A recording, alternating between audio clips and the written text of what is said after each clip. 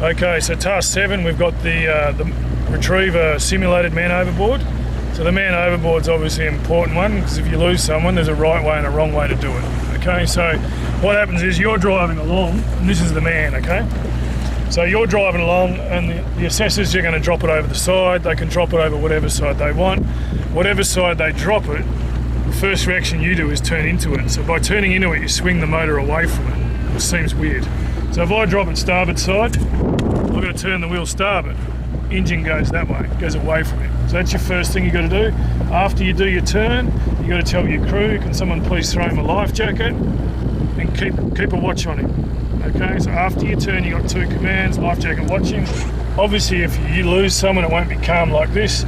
So it's rough weather, you can lose sight of them. So if you've got someone always visually maintaining a lookout, it's a lot easier. If you lose track of him because you're worrying about driving the boat, you've got that other person always watching the person in the water.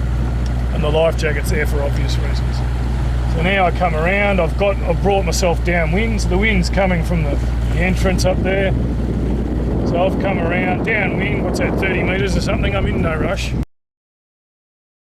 So you'll see in a minute while we're doing it downwind. So I'm straight at him now, I've dropped it down to idle speed. I'm lining the bow up with him, and I think, okay, if I had to pick a side the wind was on, it's probably on my starboard side more. Not by much though. So I'm going to pick him up starboard side, and you'll see why. So the key goes off about a boat length before we get there. We come in, and I should be able to pick him up.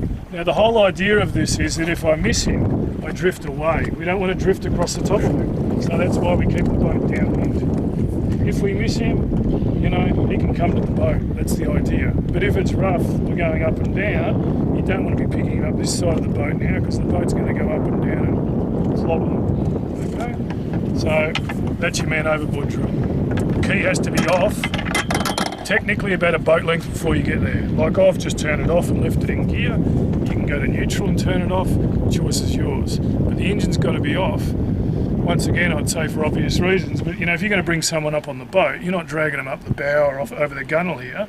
You're going to bring them up the stern where the steps are. Okay? And put it this way, if I'm skiing or diving or snorkeling or whatever and the motor's running, I won't get in the back of the boat with that engine running. I'll tell whoever's on the boat to turn the motor off. Okay? If someone could knock it, it's in the gear, you've got problems. Motor's off, someone knocks it, doesn't matter.